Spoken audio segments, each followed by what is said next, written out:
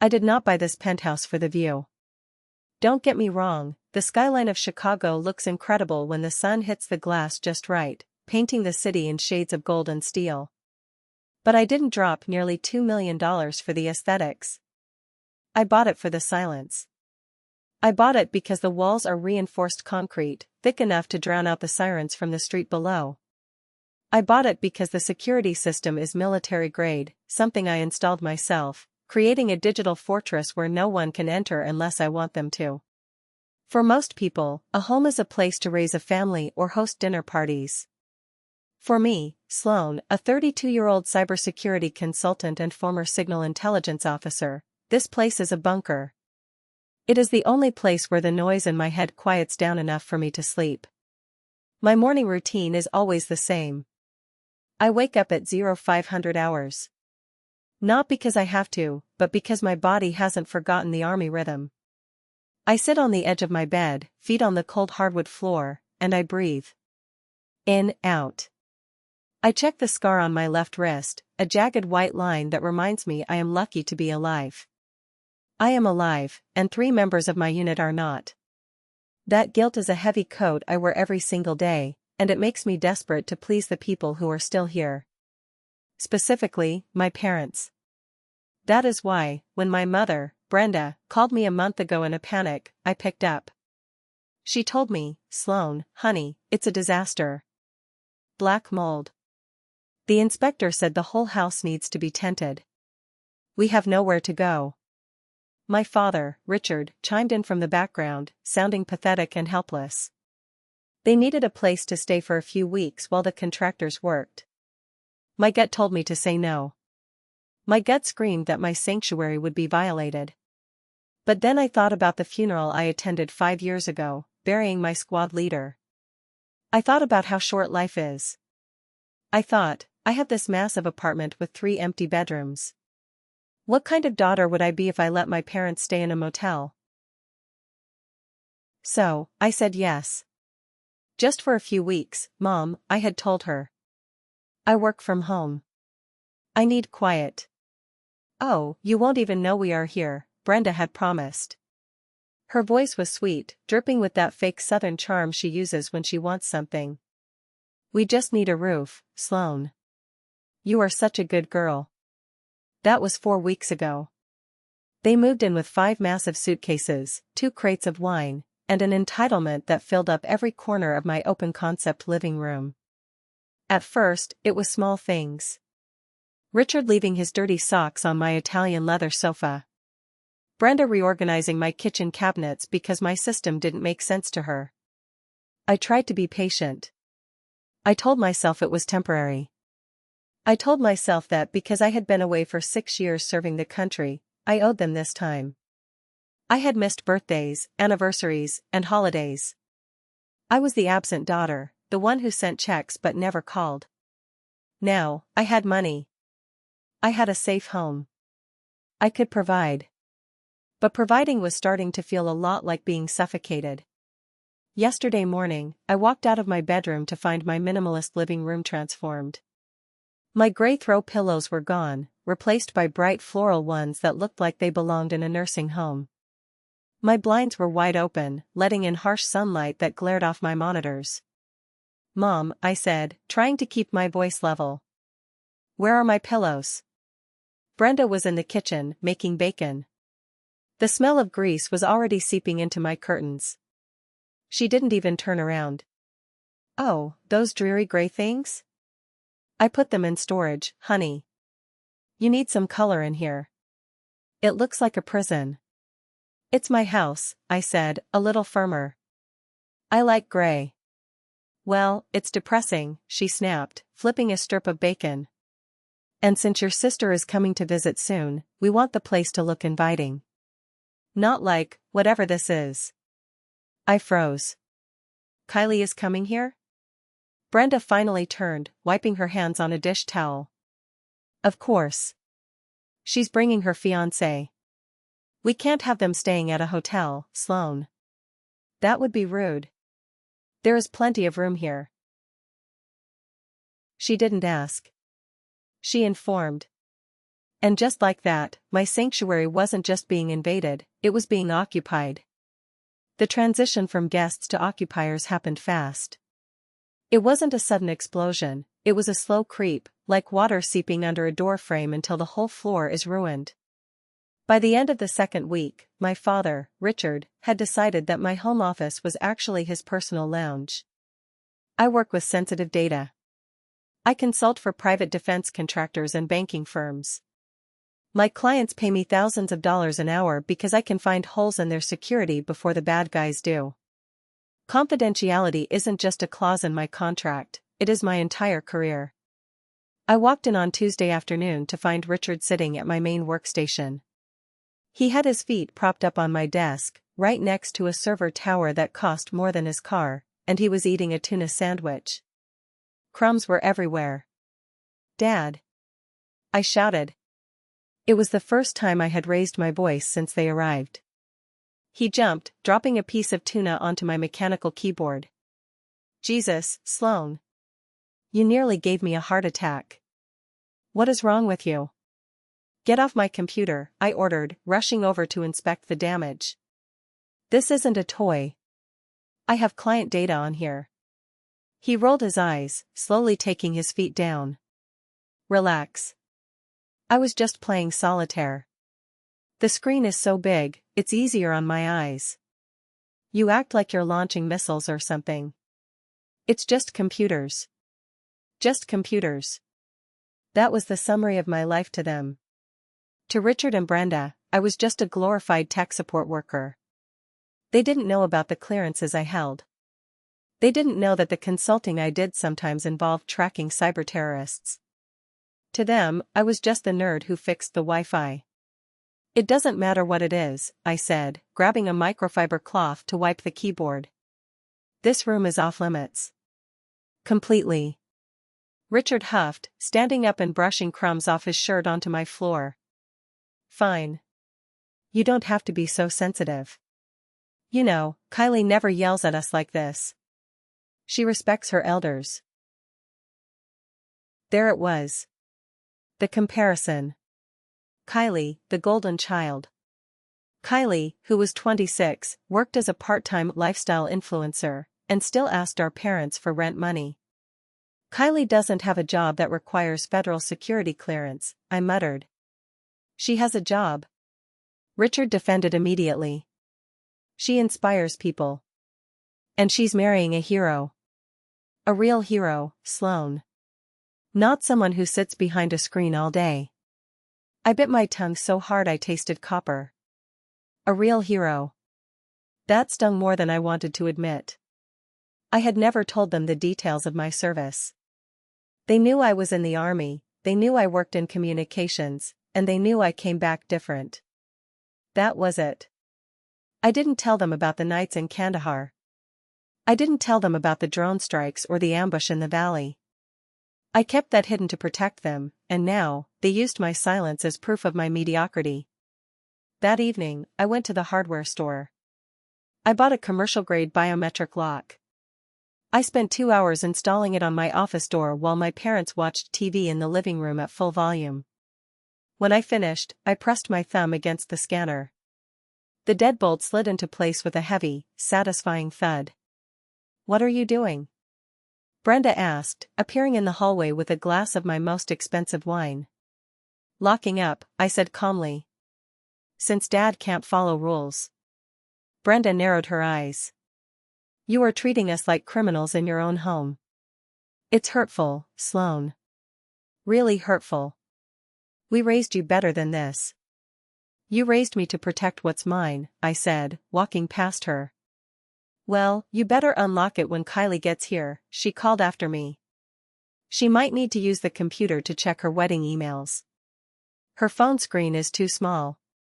I didn't answer. I just walked into my bedroom and closed the door. But even with the door shut, I could hear them talking. "She's so selfish," Brenda whispered loud enough for me to hear. "All this money, all this space, and she acts like a miser. It's a good thing Kylie is marrying Garrett. At least one of our daughters will bring honor to this family." I lay in bed, staring at the ceiling. I wanted to kick them out right then. I wanted to scream. But the guilt held me down. They were my parents. They were old. Their house had mold. I just had to survive a few more weeks. Just until the wedding. I could handle enemy fire, surely I could handle my own mother. I was wrong. Enemy fire is predictable. Family is not. Kylie arrived on a Friday evening, bringing a whirlwind of chaos and perfume that made my nose itch. She didn't come alone, she brought 4 suitcases for a 3-day weekend and a tiny dog that immediately peed on my rug. "Oh my God, Sloane," she shrieked when she saw me, giving me a limp, one-armed hug. "This place is huge. The view is okay, but it's so industrial." "Very you." "Hi, Kylie," I said, forcing a smile. "Where is Garrett?" I was actually curious to meet the man.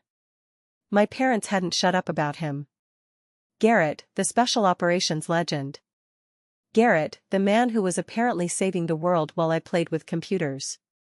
"Oh, he's finishing up some debriefing at the base," Kylie said, waving her hand dismissively. "He'll be here tomorrow. He's so busy. You know how it is with important military men. Or wait, maybe you don't. You were just support staff, right?" She giggled. It wasn't malicious, exactly. It was just ignorant. But it landed like a slap. "Something like that," I said quietly. Dinner that night was a masterclass in exclusion. Brenda had cooked a roast using my oven, my pots, and my groceries, but she served Kylie first. Then Richard. Then herself. By the time I got to the table, the prime cuts were gone, and I was left with the dry end pieces. "So," Richard said, beaming at Kylie. "Tell us about the wedding plans.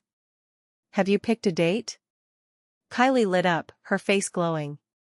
"Yes. We are thinking June. And Mom, wait until you see the venue. It's this vineyard in Napa. It is to die for." "That sounds expensive," I noted, taking a bite of dry beef. "It is," Kylie sighed dramatically. "But Garrett deserves the best. He's been through so much. He's a hero, Sloane. He has a silver star." I paused. A silver star. That was serious. "You don't get that for paperwork." "That's impressive," I admitted.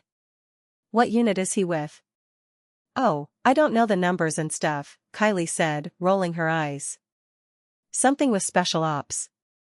He doesn't talk about work. He says it's too dark for someone as delicate as me."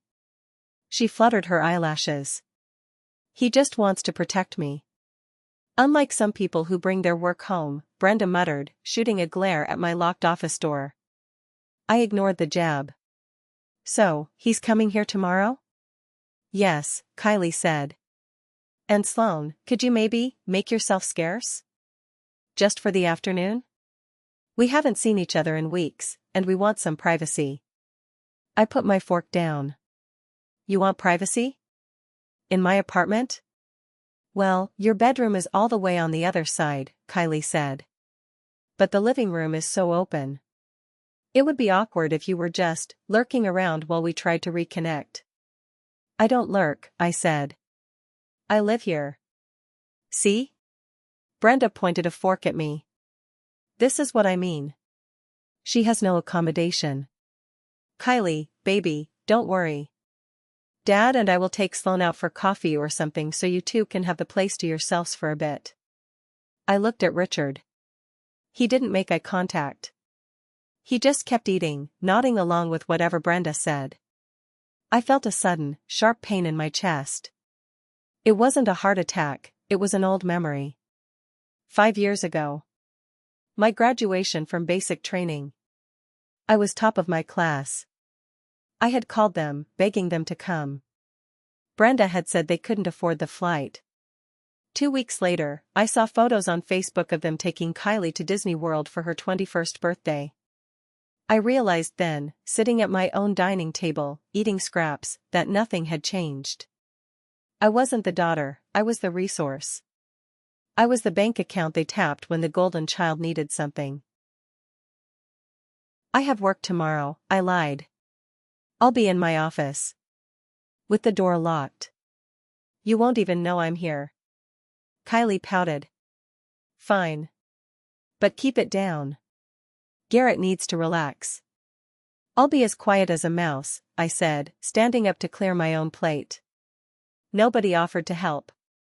The next morning, the financial assault began. I was in the kitchen making coffee. My espresso machine was one of the few things Brenda hadn't figured out how to use yet, when Brenda cornered me. She had a notebook in her hand and a calculated look in her eye. Sloan, we need to talk about the wedding, she started. I'm happy for her, Mom, I said, pressing the brew button. Happiness doesn't pay deposits, Brenda said bluntly. Look, your father and I are a little tight right now with the house repairs. That mold remediation is costing a fortune. I knew for a fact their insurance covered the mold. But I didn't say anything. I just waited. Kylie has her heart set on this vineyard, Brenda continued. But the deposit is $50,000. We need you to cover it. I nearly choked on my coffee. $50,000? Mom, that's insane. I'm not paying $50,000 for a party. Brenda's face hardened. It's not a party. It's your sister's wedding. It's the most important day of her life. Then she should pick a venue she can afford, I said, turning around to lean against the counter. Or Garrett can pay for it. He's an officer, he makes decent money. He puts all his money into savings and investments, Brenda said dismissively. We can't ask him to pay for the reception. That's the bride's family's responsibility. Tradition, Sloan. Tradition? I laughed, a harsh, dry sound. Since when do you care about tradition? You didn't pay for my college. I joined the army to pay for it. That was your choice, Brenda snapped. You wanted to run off and play soldier. Kylie stayed home. She's been a good daughter. And now she needs help. You have plenty of money. We see the packages you get. We see this apartment. Don't be greedy. Greedy. The word hung in the air. I looked around at my apartment, filled with people who were eating my food, using my electricity, and sleeping in my beds, calling me greedy. I will pay for her dress, I said finally. It was a compromise. A peace offering. Up to $3,000. That is it. Brenda looked at me like I had just offered her a handful of dirt. A dress? You think that's enough? You make more than that in a week. That is my offer, I said, my voice dropping to that cold, flat tone I used to use during interrogations. Take it or leave it. Brenda slammed the notebook shut. You are unbelievable. Your father is going to be so disappointed in you. She stormed off. I stood there, clutching my coffee mug, my hands shaking slightly. I told myself I had drawn a line. I told myself I was strong. But I didn't know that by drawing a line, I had just declared war. And my parents were about to go nuclear. The call came in at 2 in the morning on Sunday. It was my primary contact at a major defense firm in D.C. They had detected a breach in their firewall. It was subtle, sophisticated, and it had the digital fingerprints of a state-sponsored attack. Sloan, we need you on site, the voice on the line said. We need to go dark to scrub the servers. You have to be in the SCIF. A SCIF is a sensitive compartmented information facility. It is a room where no electronic devices are allowed. No phones, no smartwatches, no outside signals. Once I went in, I would be off the grid until the job was done. I dragged myself out of bed. I'm on the first flight out, I said. I packed a go bag quickly, 3 days of clothes, my encrypted laptop, and my toiletries. When I walked out into the living room, it was 4:30 in the morning. I expected the house to be asleep. Instead, Brenda was sitting in the armchair, drinking coffee. Leaving? She asked. Her voice was surprisingly soft. Work emergency, I said, putting my boots on. I have to fly to DC. I'll be back Wednesday. Brenda nodded, looking thoughtful. That is a shame. Kylie was hoping you could help her pick out flower arrangements today. Can't be helped, I said. I grabbed my keys. Mom, listen. The rules still apply. Don't go in my office. Don't throw parties. We know, she waved a hand. Then, she paused. Sloan, before you go, could you leave the physical key? The backup one? I frowned. Why? You have the door code. I know, she said, looking innocent. But your father is getting forgetful. Yesterday he forgot the code and had to wait in the hall for 20 minutes until I got back from the store. And what if the battery dies on the smart lock? I just want to be safe. It was a plausible request. Smart locks do run out of batteries. And Richard was incompetent with technology. But my gut twisted. That instinct, the one that kept me alive in the desert, whispered don't do it. But I was tired. I was stressed about the job in DC. And I wanted to believe that my mother was just being a mother, worrying about being locked out. Fine, I said. I went to the key hook and took down the spare physical key. It only opened the front door, not my office. Here. Do not lose this. It costs $500 to rekey this high-security cylinder. I will guard it with my life, Brenda promised, taking the key with a smile that didn't quite reach her eyes. Safe travels, honey. Make lots of money. I walked out the door. I didn't know it then, but I had just handed the enemy the keys to the castle.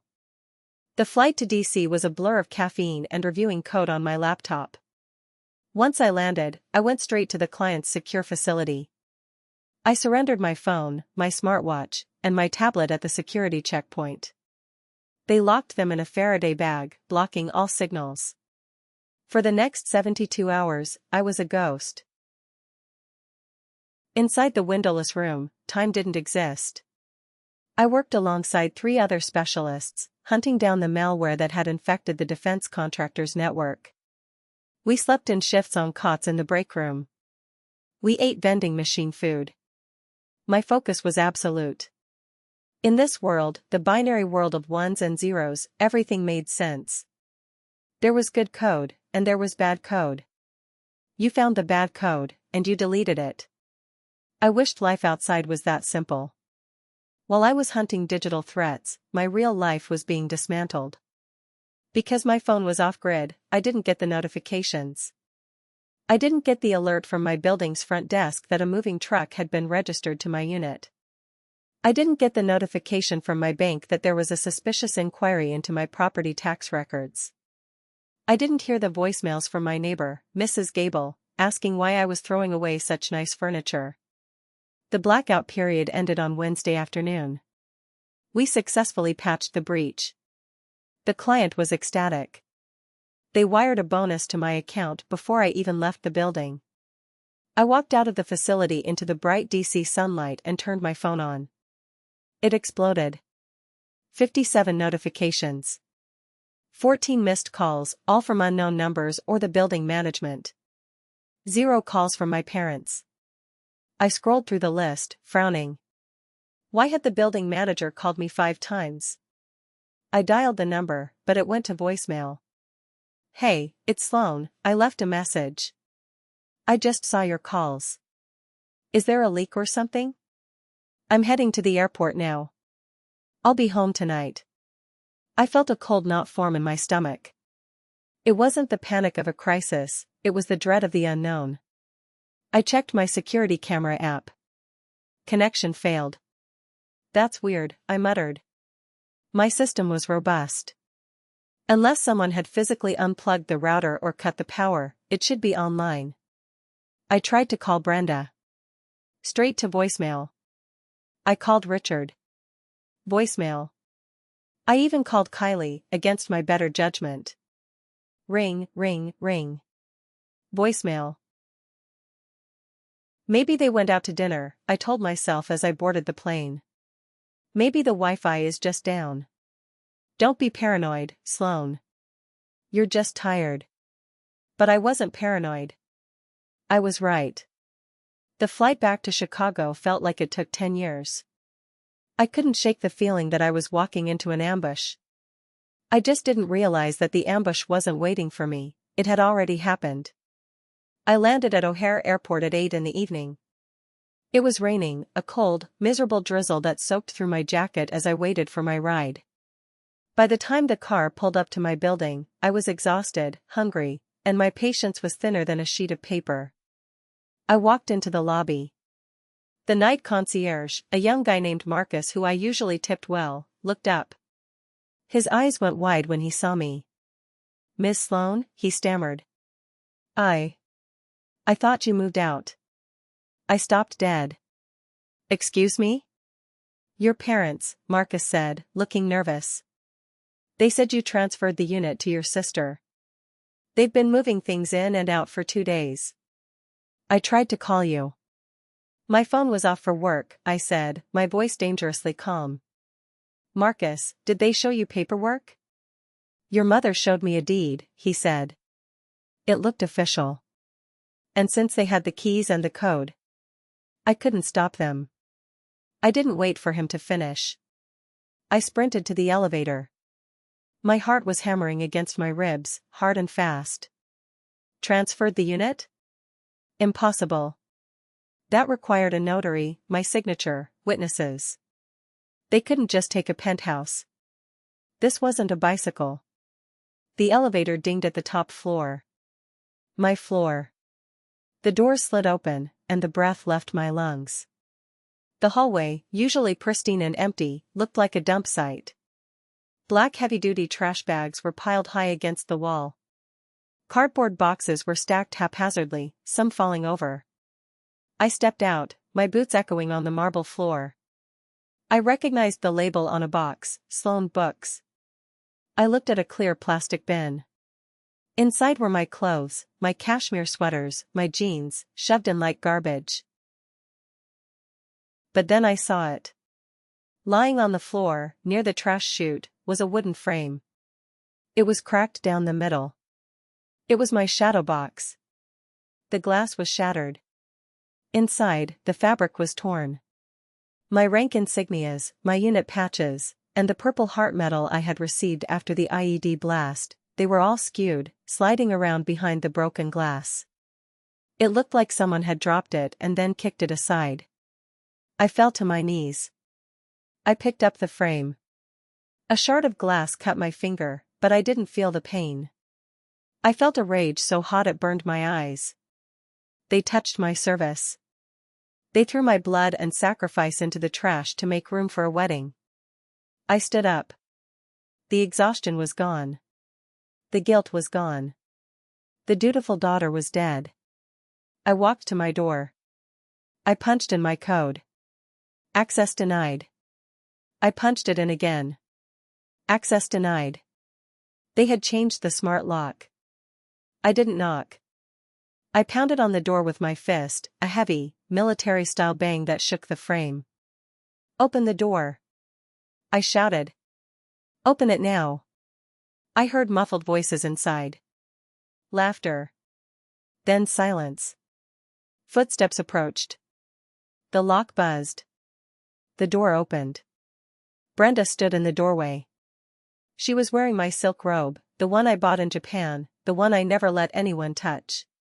She held a glass of champagne in one hand. She didn't look guilty. She looked annoyed. "Sloane," she sighed, swirling the champagne. "Stop making a scene. The neighbors will hear you." "You changed the locks," I said. My voice wasn't shouting anymore. It was low, trembling with restrained violence. "Why are my things in the hallway? Why is my Purple Heart on the floor?" Brenda took a sip of wine.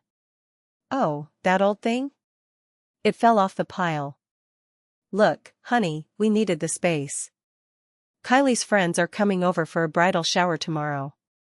We couldn't have all your clutter around. It's bad feng shui." "Clutter?" I stepped forward, forcing her to take a step back. That is my house. Those are my medals. Not anymore, Brenda said smoothly.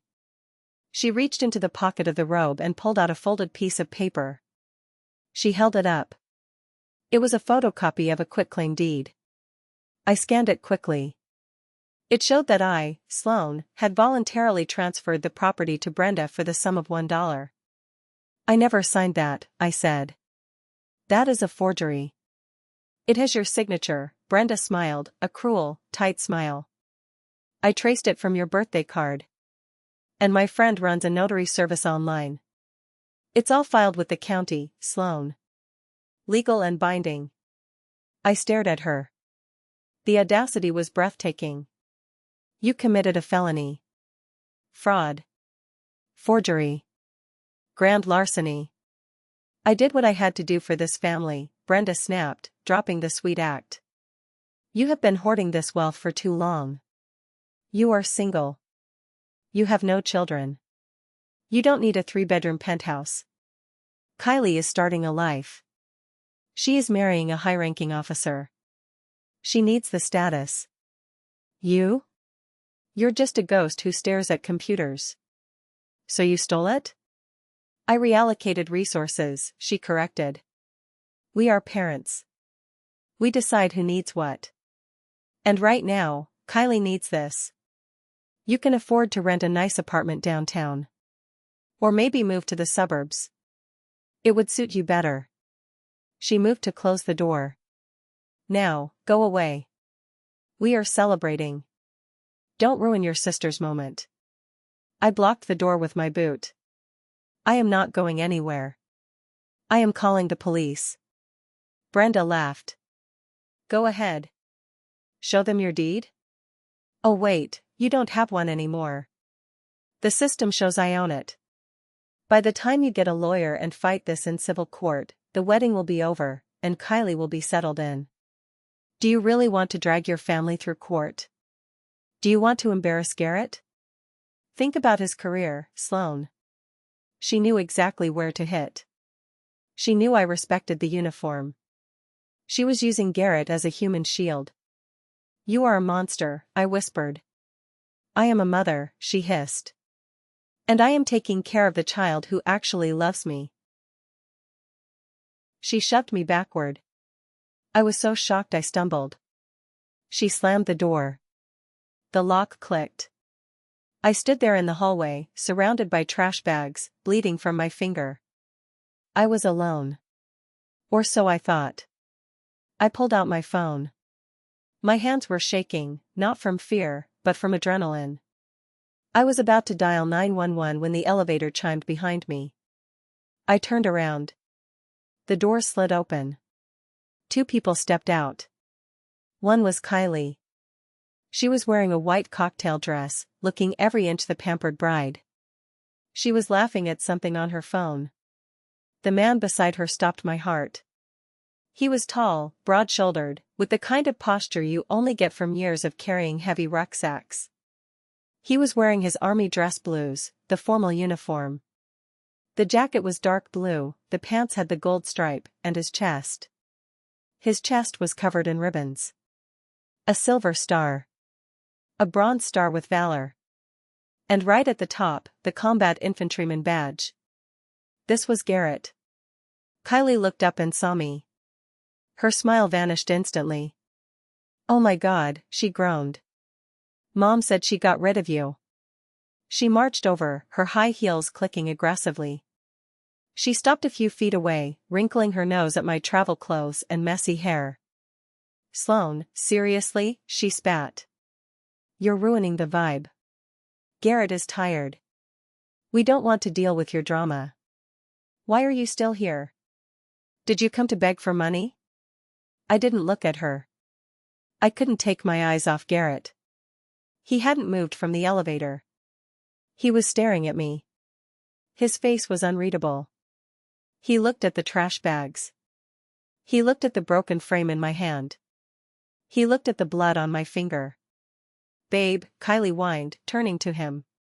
Tell her to leave. She's trespassing. This is our house now. Garrett blinked. He took a slow breath. He walked forward, stepping past Kylie. I tightened my grip on the broken shadow box. I prepared myself for the confrontation.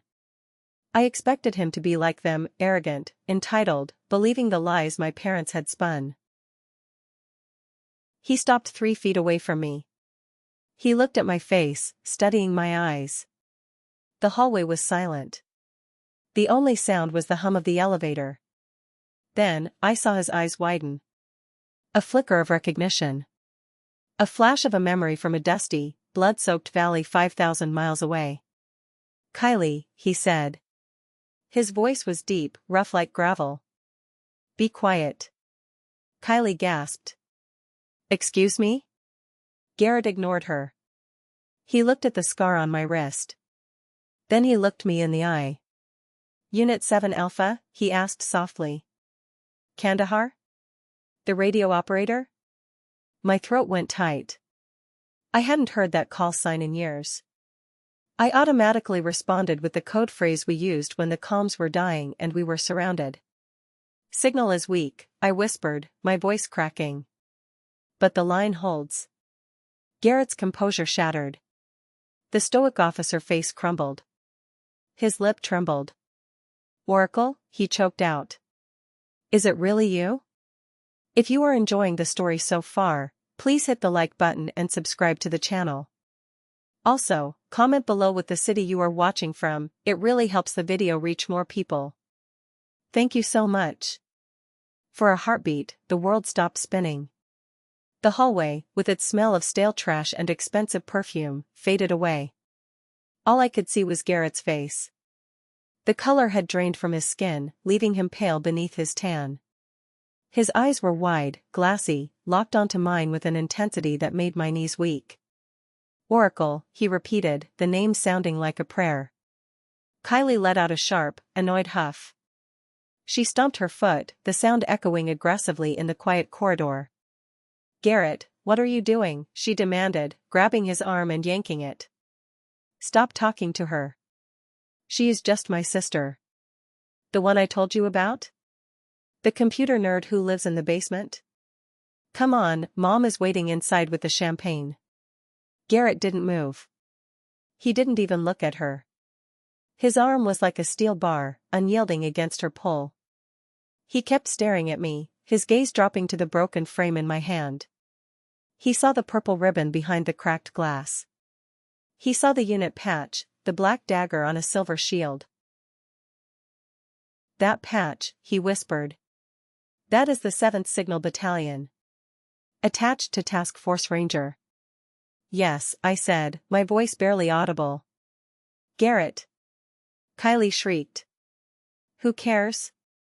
It's just some old Boy Scout badge. Let's go." The door to the penthouse swung open again. Brenda stepped out, looking furious. She saw Garrett standing there, staring at me, and her face twisted into a mask of irritation. "For heaven's sake," Brenda shouted. "Why are you two still out here with the trash? Garrett, honey, come inside. Don't let her infect you with her negativity. I told you, she is mentally unstable." "Unstable?" Garrett turned his head slowly. The movement was mechanical, like a turret rotating to acquire a target. He looked at Brenda. Then he looked at Kylie. Then he looked back at me, standing amidst the garbage bags of my own life. "You told me your sister was a clerk," Garrett said, his voice low and dangerous. "You told me she filed paperwork in Germany." "Well, yeah," Kylie shrugged, clearly confused by his tone. "That's what Mom said. She just sat at a desk. She's boring, Garrett. She's not a warrior like you." "A desk?" Garrett laughed. It was a harsh, bitter sound that had no humor in it. "Technically, yes. She sat at a desk. In a bunker. While mortars were falling on the roof." He took a step toward me. I flinched. Instinctively, I braced myself. I was so used to being attacked, to being the problem, to being the disappointment, that I expected him to yell too. But he didn't yell. He stopped 2 feet away. He looked at the scar on my wrist, the shrapnel wound I got when the command post took a direct hit, and I kept typing the extraction coordinates with blood running down my keyboard. 5 years ago, Garrett said, his voice trembling. Kandahar Valley. My team was pinned down. We were out of ammo. We were surrounded. We called for air support, but the storm was too thick. They said no. They said it was impossible. I nodded. I remembered. I remembered the static in my headset. I remembered the sound of men screaming. I was on the comms, I said softly. You were call sign Bravo 6. And you were Oracle, he said. You didn't sign off. Command ordered you to evacuate the post because the walls were breaching. You refused. I couldn't leave you, I said. You had 3 wounded. You hacked the drone feed, Garrett continued, tears starting to pool in his eyes. You guided us out, meter by meter. You walked us through a minefield in the dark. You sang to us. Kylie let out a loud, incredulous laugh. She sang? Oh my God, that is so cringe. Garrett, are you crying? Stop it. You're embarrassing me. Garrett ignored her. You sang Amazing Grace, he said to me. My medic was dying. He was panicking. You sang to him over the radio until his heart rate went down. You saved us all, ma'am. The word hung in the air. Ma'am. It wasn't just a polite address.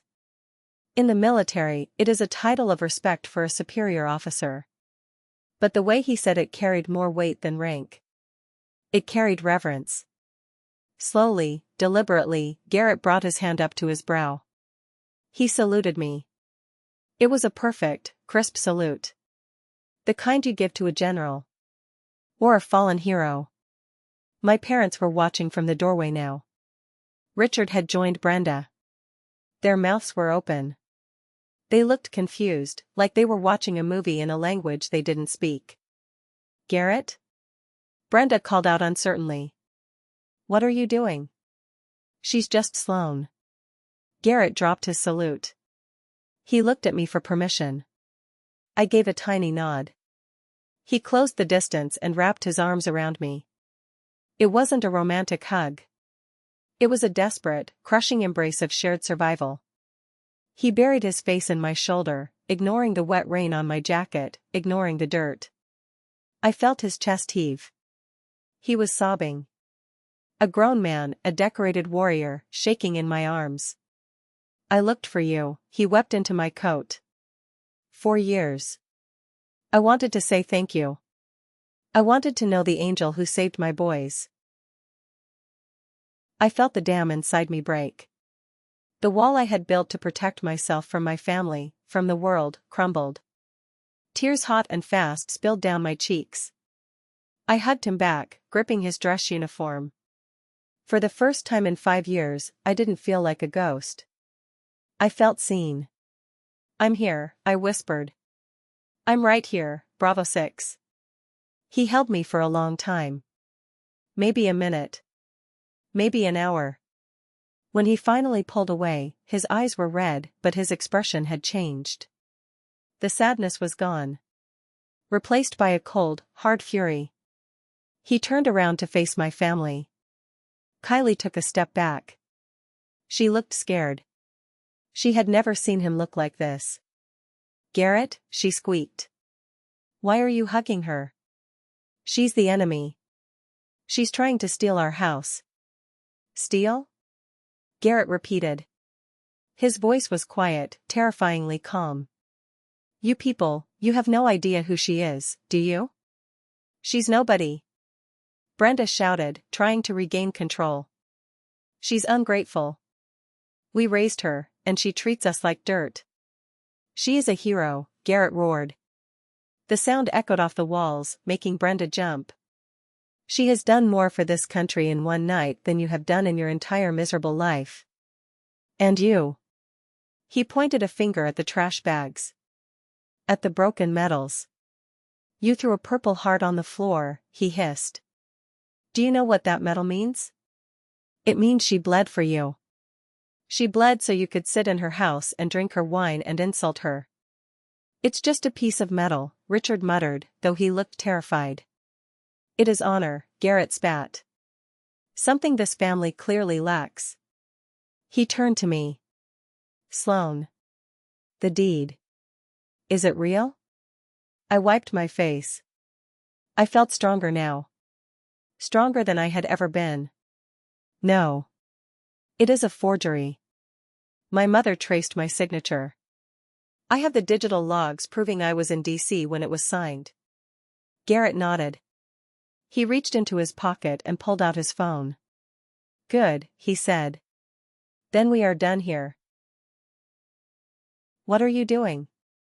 Kylie cried, grabbing his arm again. Garrett, stop. You're ruining the wedding.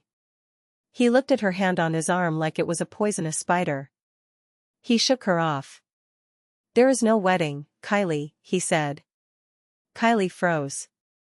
What? I don't marry liars, he said simply. And I certainly don't marry into a unit that betrays its own. You watched your mother steal from your sister, and you laughed.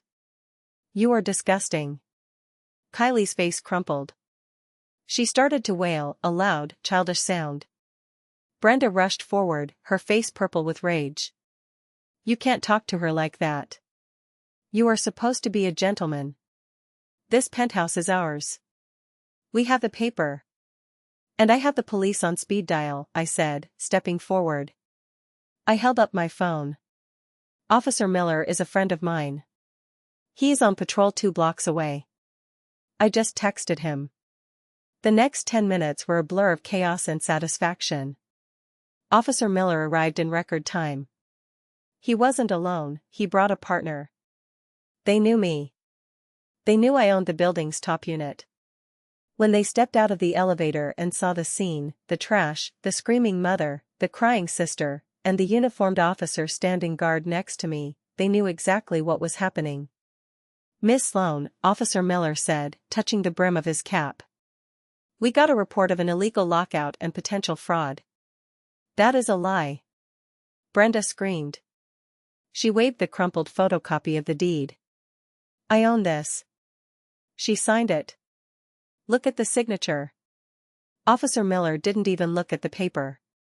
He looked at me. Ma'am, do you authorize these people to be on your property? No, I said clearly. I do not. Then they are trespassing, Miller said. He turned to Brenda. Ma'am, you need to vacate the premises immediately. If you claim to have a deed, you can present the original in civil court on Monday. But right now, the registered owner on the police database is Sloane. And she wants you out. We live here. Richard shouted. We have rights. You can't just kick us out at night. Actually, Garrett interjected, stepping forward. His voice was calm, authoritative. He sounded like he was briefing a mission. Under Illinois state law, since they have been here less than 30 days and pay no rent, they are considered guests, not tenants. The homeowner can revoke guest privileges at any time. If they refuse to leave, it is criminal trespass. He looked at me and winked. Officer Miller nodded. The colonel is right. You have 10 minutes to gather your personal belongings and leave. Anything that belongs to Miss Sloane stays. 10 minutes? Kylie screamed. But my dresses. My makeup. It will take hours. You have 9 minutes now, Miller said, checking his watch. The scramble was pathetic. Brenda and Kylie rushed into the apartment, grabbing armfuls of clothes, shoving them into bags. Richard tried to take the bottle of whiskey from the counter, but Miller stopped him. That belongs to the house, sir, Miller said. Put it down. I stood in the doorway, watching them. I felt a strange sense of detachment. These people were my flesh and blood. I had spent my whole life trying to buy their love, trying to earn their approval. And now, watching them loot my house like common thieves, I realized I never had it. You can't lose what you never had. Garrett stood beside me the whole time.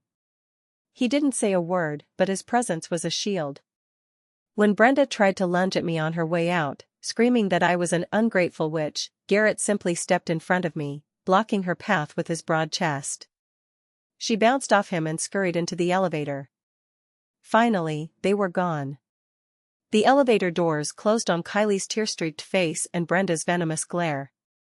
Silence returned to the hallway. Officer Miller tipped his hat. "We will file the report, Miss Sloan. Let us know if they come back." "Thank you, Miller," I said. The police left. It was just me and Garrett. I looked at my apartment. The door was open. Inside, it was a mess. Wine stains on the rug. Furniture rearranged. But it was mine again. "I'm sorry," Garrett said softly. "I should have known. I should have seen through them." "How could you?" I asked.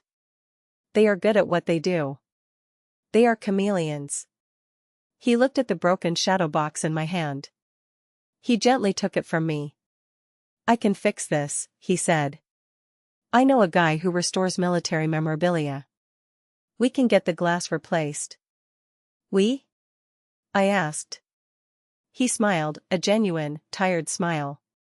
"Well, I don't have a fiancé anymore. And I don't have a place to stay tonight, since I assume my hotel reservation was under Kylie's name and she just cancelled it." I laughed. It was a weak, shaky sound, but it felt good. "You can stay here," I said. "I have 3 bedrooms. And I promise, no black mold." He chuckled. "I'd like that. But first." He walked over to the trash pile. He picked up my unit patch from where it had fallen. He brushed the dust off it with his thumb. "Welcome home, Oracle," he said. "It's good to be back," I replied. The silence that followed the police departure was heavy, but it wasn't empty. It was the kind of silence you feel after a storm passes. The air is still, the ground is wet, but the danger is gone. Garrett and I stood in the middle of the living room. It looked like a war zone. My carefully curated space was littered with debris. There were makeup stains on the white marble counters. A red wine spill soaked into the beige rug. The air smelled of Brenda's cloying perfume and Richard's cheap cigars.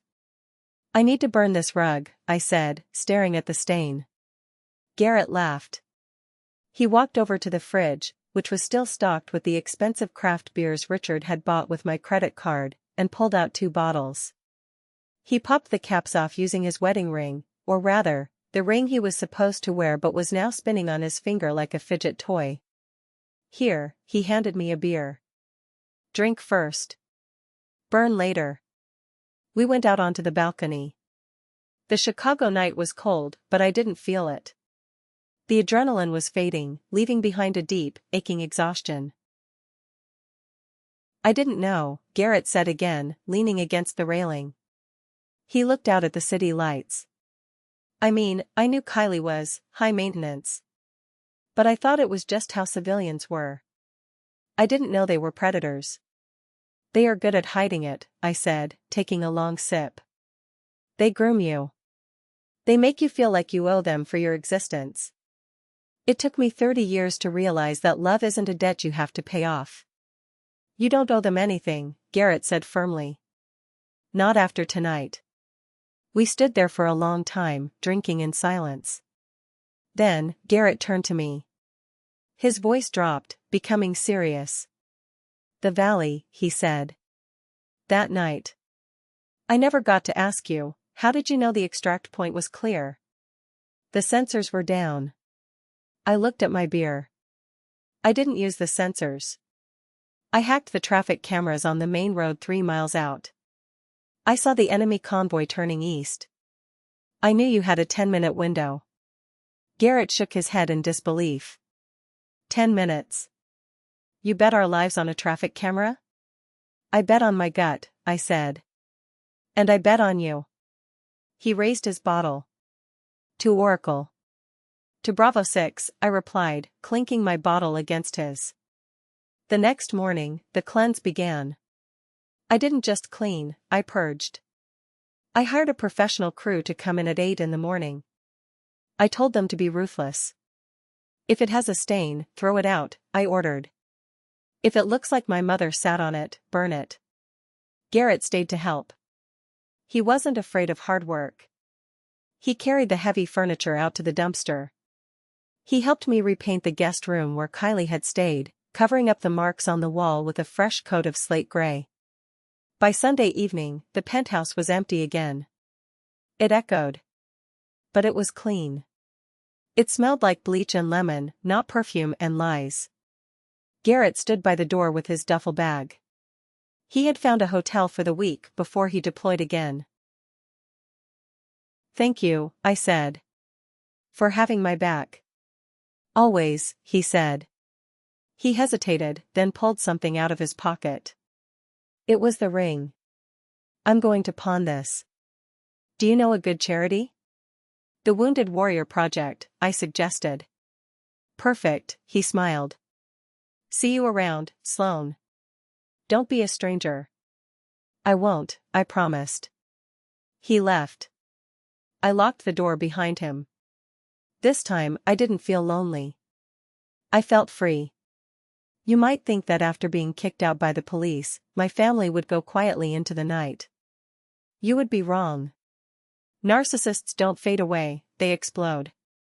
The fallout was nuclear. First came the legal battle. On Monday morning, I went to the courthouse. I didn't just file for a restraining order, I filed charges. My lawyer, a shark of a woman named Jessica whom I paid very well, laid it all out. Identity theft.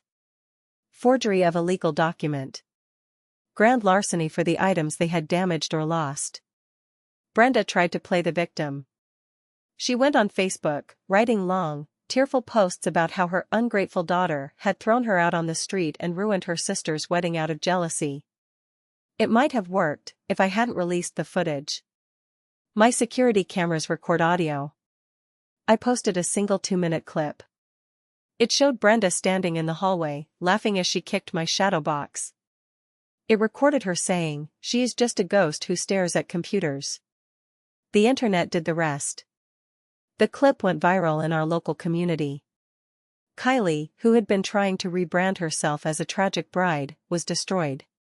Her followers turned on her. The comments section was a bloodbath. "Who treats a veteran like that? Your mom is a monster. Glad the guy got away." Kylie lost her sponsorships. She had to delete her Instagram account. Garrett did his part, too.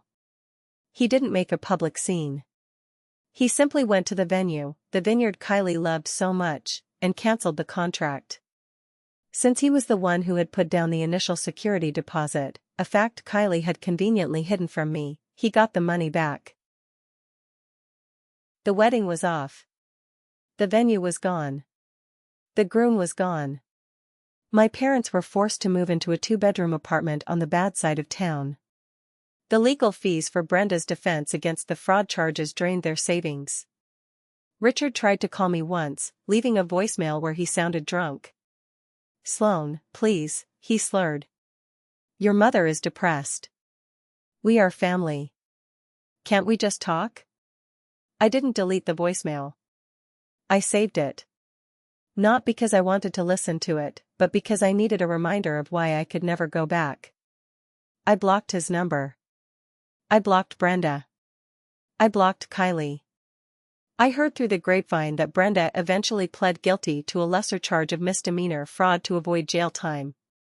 She got 2 years of probation and 500 hours of community service. Justice isn't always a prison cell. Sometimes, justice is watching people who think they are royalty have to pick up trash by the side of the highway in an orange vest. 6 months have passed since the eviction. I don't live in the penthouse anymore. After everything that happened, the silence there felt different. It felt cold. I sold it for a profit and moved to the suburbs. I bought a house. A real house, with a big backyard and a high fence. It's quiet here, but it's a good quiet. The kind of quiet that is filled with the sound of wind in the trees, not the hum of city traffic. I finally got a dog. His name is Radar. He is a German Shepherd, a retired service dog who needed a home. We understand each other. He has nightmares sometimes, too. When he whines in his sleep, I wake up and pet him until we both fall back asleep. Garrett comes over for barbecues when he is in town. He isn't my boyfriend. We tried one date, but we both realized we work better as family. The family we chose. He calls me sis. I call him brother. It fits. Last week, I received a letter in the mail. No return address. It was from Kylie. It was a generic apology card.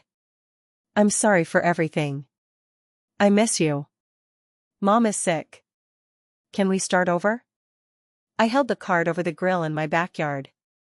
I watched the flames lick the corner of the paper. I watched the words curl up and turn to ash. Blood makes you relatives. Loyalty makes you family. I dropped the burning card into the coals and went inside to feed my dog. I invited Garrett to Thanksgiving this year, and we are going to have a great time. But honestly, part of me wonders if I was too harsh burning that letter. Should I have heard her out, or do toxic people never change? Let me know in the comments below. And if you enjoyed this story of justice, please hit that like button and subscribe to the channel for more stories like this. Thanks for watching.